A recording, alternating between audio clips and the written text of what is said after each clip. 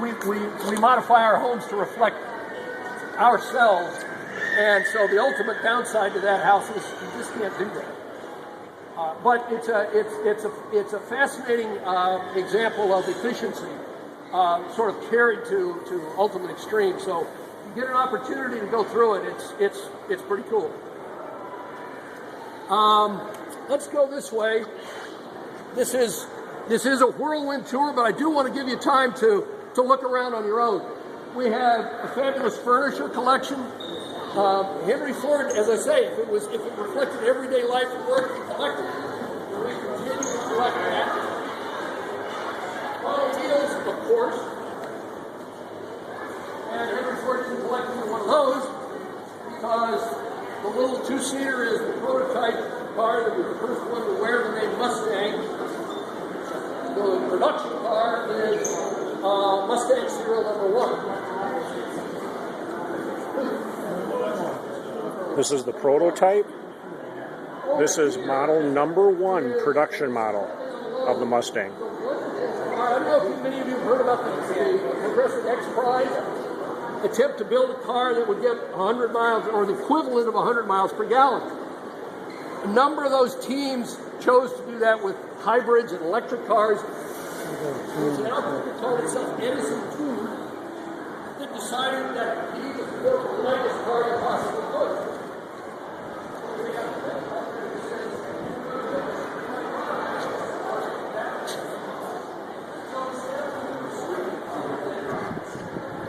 They used a one-cylinder turbocharged Yamaha motorcycle engine for a vehicle that weighs about 800 pounds, carries 4 people, and got 100 miles per gallon.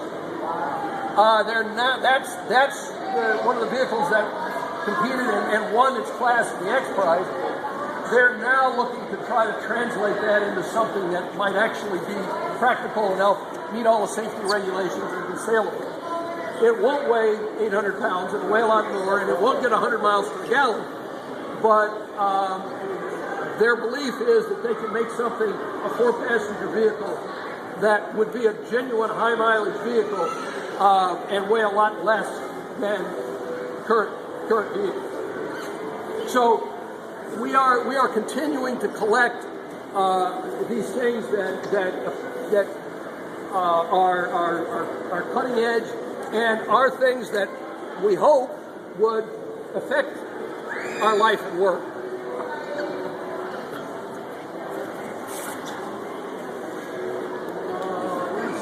I don't want to interfere with them, so I'm going to stop here, talk a little bit about it. We're about to enter what was one of Henry Ford's favorite areas. Although it looked very different when he was alive, we rearranged it.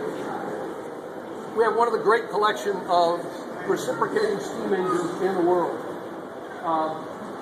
Actually, I'm going to take it back to the back, including the oldest surviving steam engine in the world. He went to England and collected giant pumping engines. Modern engines were modern in their day, they powered factories, but you see the big sort of red painted one back there. There's a generator on either end of that. That was from an electric power station at the turn of the century.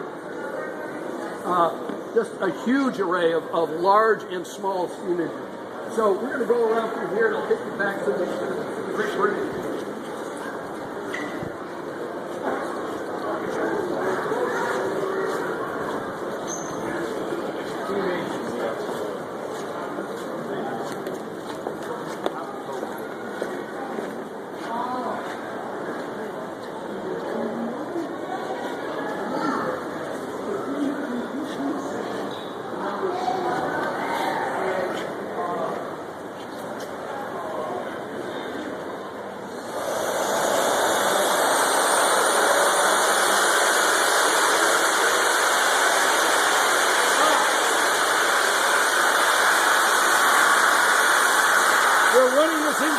On compressed air as a demonstration. Because I seen the one that Jay's got out in his garage one time. And the wheel on Jay's is just about, near about that same size. I know he had to build a special foundation to put it on in that hangar. Yeah. Everybody assumes steam engines must be noisy. In fact, they're very quiet. Yeah. And that one is running on compressed air. But once you get it up and you close all the valves, it's virtually silent.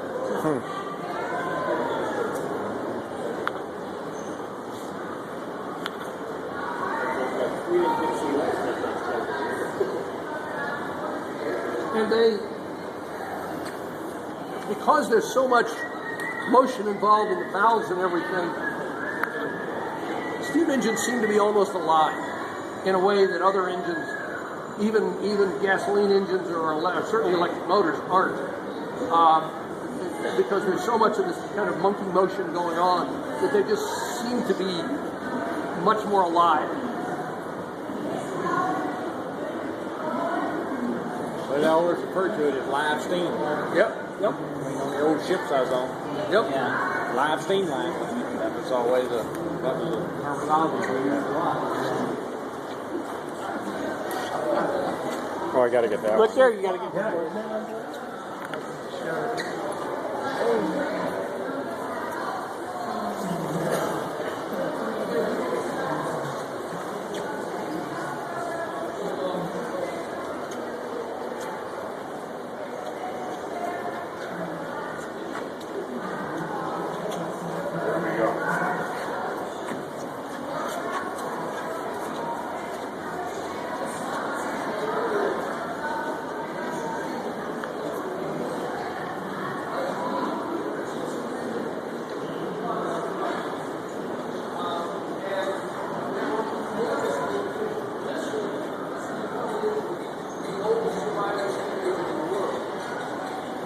Things wasted about 99% of the power that was of the energy that went into them. But think about it. Oldest steam engine in the entire world What did you surviving. have in abundance?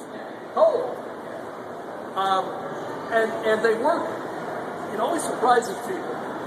They work counterintuitively. We think of a steam engine as something where there's a piston inside. You let steam in and push the piston up.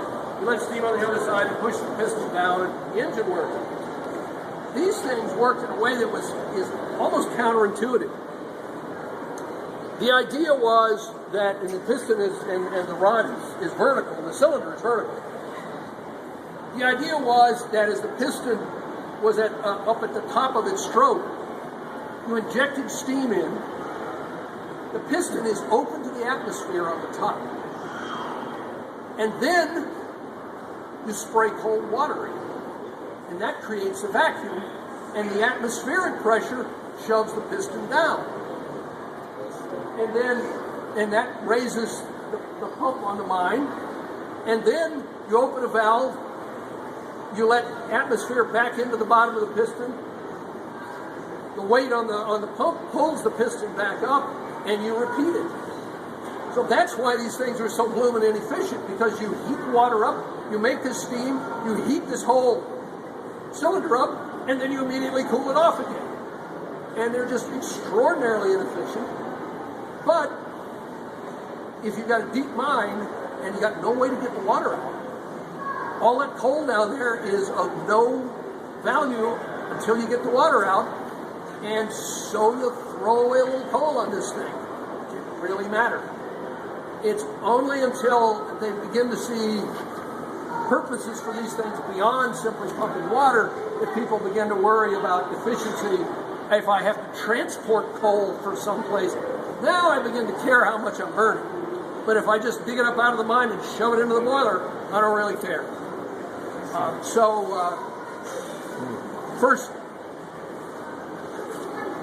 the early steam engine was designed by Thomas Newcomen. This is not the first steam engine, but it's the oldest one known to survive.